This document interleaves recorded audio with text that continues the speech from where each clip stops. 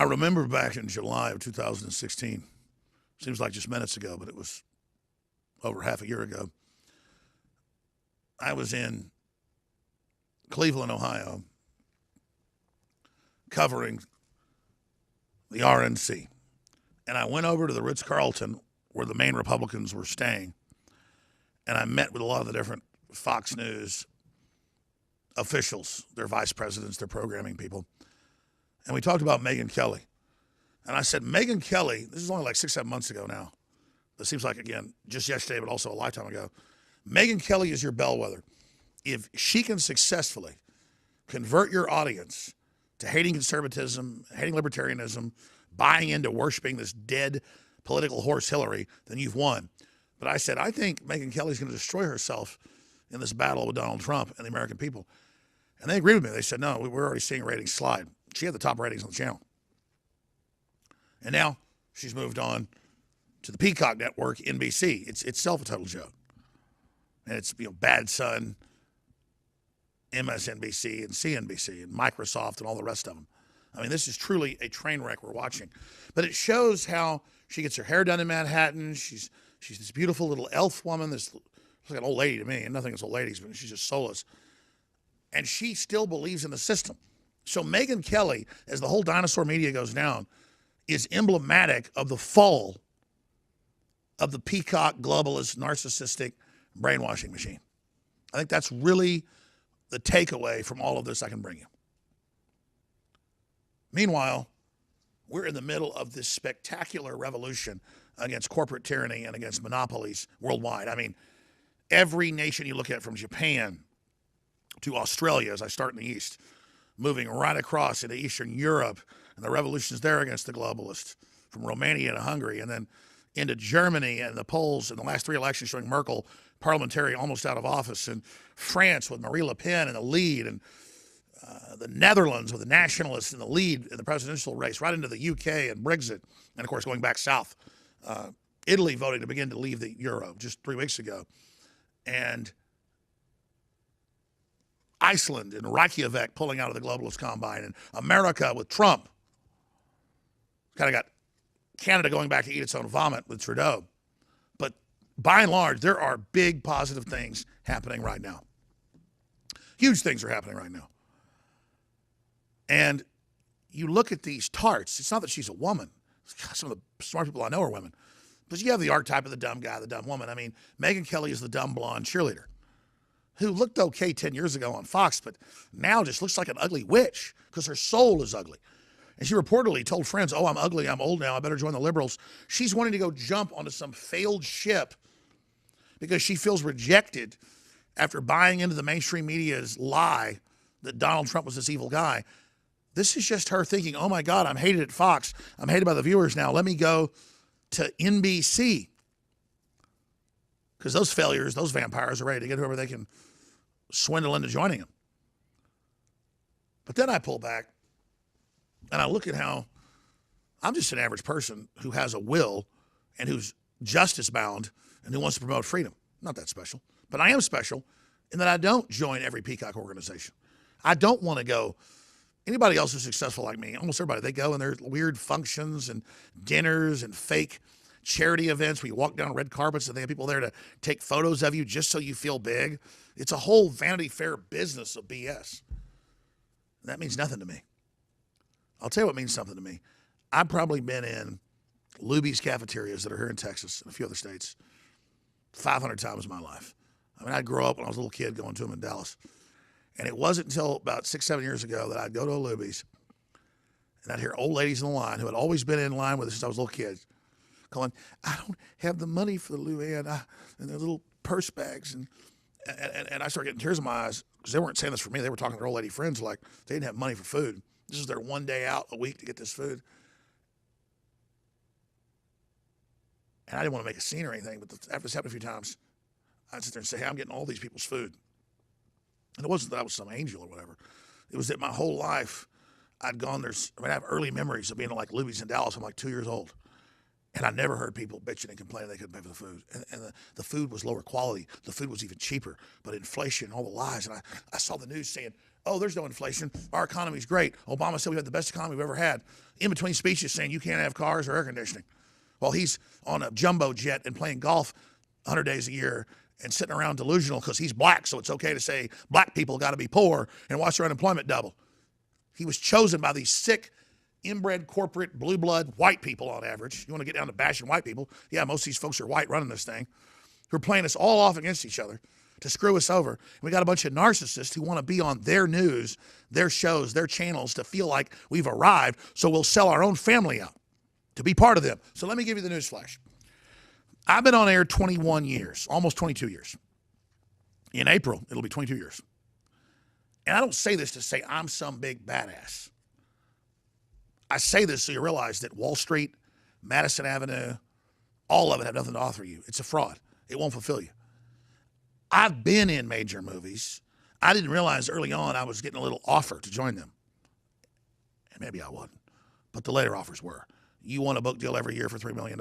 You want to be in major motion pictures up to $10 million a year. You want $10 million 3-year contracts for radio. We're ready to write the ticket. You will be the next Rush Limbaugh before they got back. And I told them no. They said, I am the president of programming at this major network. I don't make $2 million a year. You're going to turn down $3.5 million a year. And I said, you're damn right I am. And that was hard to do. My integrity. It's like saying, would you give up your eyeballs for $1 billion? Frickin' hell no, dude. Blind? I've got $1 billion? No way. I will not give up my soul for any amount of money. That isn't some rocket scientist, badass, cool hero move.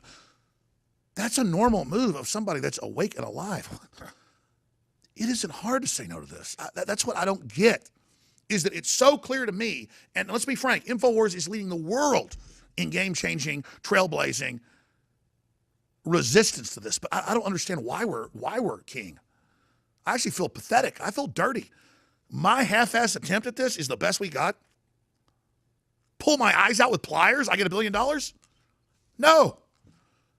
Take my soul, who I am, what I stand for money? To go to some weird Peacock event with a bunch of empty people, a bunch of women all freaked out, worshiping celebrity, so I could be in front of them and get an award like Tom Hanks. And I mean, let me tell you something. I've watched these red carpet events, and I've been at some of them.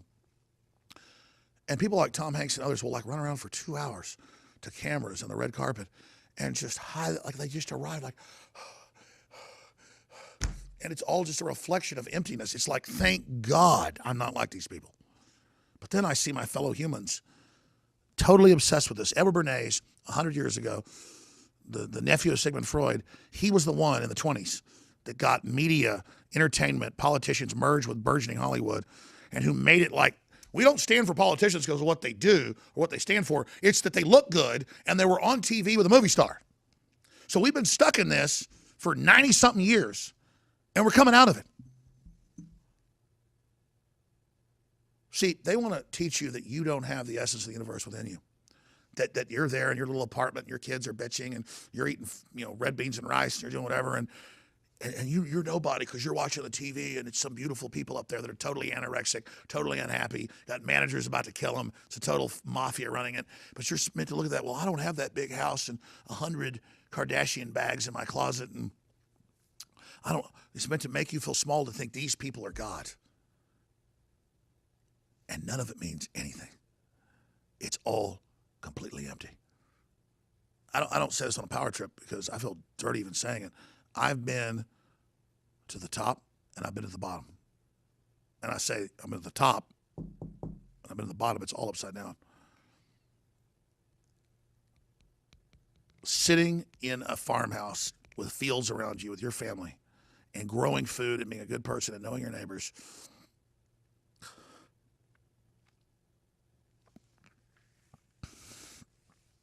transcends all of this. And this whole system is there to destroy the destiny of the species. Trump doesn't believe in the golden palaces he lives in and the suits and the super hot wives. He does that because he knows that's what you've been captured by. And his whole life has been a plan to hijack their system. And they've only figured that out at the end. And that's what we're doing. But we didn't build a facade to hijack it. We're just directly jacking in with straight communication right to you. I want you to succeed just like I want to succeed. When you fail, I fall. And together, we have to rediscover what it is to be human. And look, I want to be completely straight with everybody. Because I say we should be healthy and not eat GMO. Because I say we shouldn't drink too much, or we should be strong, or we shouldn't watch too much TV. It doesn't mean I don't do all the things I say you shouldn't do. It just means that my soul's pointing in the right direction, and I am trying to tell you the things that I know from my core are best because I've experienced it. And I can assure you that the eye has not seen, the ear has not heard, the mind has not dreamt of what is in the potentiality of this species if we go to the next level. Look at everything we've done. I love dolphins. I love tigers. I love elephants. They're magic creatures. They aren't 1/100th as magic as we are. But the problem is that an elephant's majestic, strong, beautiful. A tiger, it's all kind of in its spectrum. It doesn't have those lows. It doesn't have those highs. See, we can go to the very bottom of hell. We can be the devil. Or we can transcend and join God. The spirit of evil is laying against us in an attempt to keep us from our birthright. And all I can tell you is the enemy's smart. These churches, when I go even near them, I almost throw up. They are satanic. The enemy is in the churches. They're in the media. They're in the government at the top. It doesn't mean the government's our enemy. But I'm here to tell you, if you simply humble yourself and get before God, the destiny is waiting, and we can have it all right now. Look at how chattel and sick all this crap is. All this tinfoil, all this color, all this crap, none of it means anything. What matters in this universe is passion and the willingness to reach out for beauty and everything that's good. And in that experiment, in that turning our will over to everything that's good and everything that came before us, we transcend the mortal bonds and join God. And this whole world is about trying to suppress that. So in my beginning transmission of 2017, I commit to you with all my warts and all our failings that I will always be true to you. And that I know your spirit is a spirit that will chain the devil and restore humanity so that our species not fail. Because the enemy is a spirit of death, come to kill this planet and everything on it. And we are the guardians of this planet. And if we could prove ourselves at this level, it's a stairway to heaven. The fulfillment of human destiny is in your hands. And that's all I can tell you.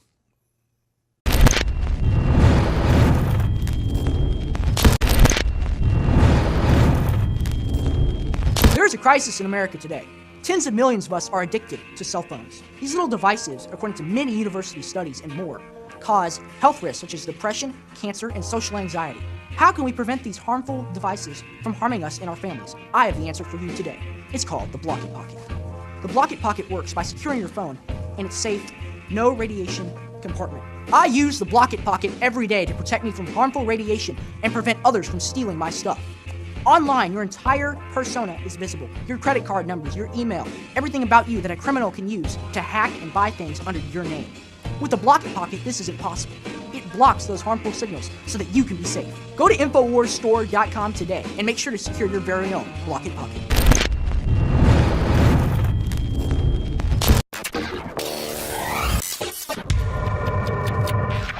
I remember back in July of 2016, seems like just minutes ago, but it was over half a year ago. I was in Cleveland, Ohio, covering the RNC. And I went over to the Ritz-Carlton where the main Republicans were staying. And I met with a lot of the different Fox News officials, their vice presidents, their programming people. And we talked about Megyn Kelly. And I said, Megyn Kelly, this is only like 6-7 months ago now. It seems like, again, just yesterday, but also a lifetime ago. Megyn Kelly is your bellwether. If she can successfully convert your audience to hating conservatism, hating libertarianism, buying into worshiping this dead political horse Hillary, then you've won. But I said, I think Megyn Kelly's going to destroy herself in this battle with Donald Trump and the American people. And they agreed with me. They said, no, we're already seeing ratings slide. She had the top ratings on the channel. And now she's moved on to the Peacock Network, NBC. It's itself a total joke. And it's Bad Son, MSNBC, and CNBC, and Microsoft, and all the rest of them. I mean, this is truly a train wreck we're watching. But it shows how she gets her hair done in Manhattan. She's this beautiful little elf woman. This looks like an old lady to me. I'm nothing against old ladies, but she's just soulless. And she still believes in the system. So Megyn Kelly, as the whole dinosaur media goes down, is emblematic of the fall of the peacock, globalist, narcissistic brainwashing machine. I think that's really the takeaway from all of this I can bring you. Meanwhile, we're in the middle of this spectacular revolution against corporate tyranny and against monopolies worldwide. I mean, every nation you look at, from Japan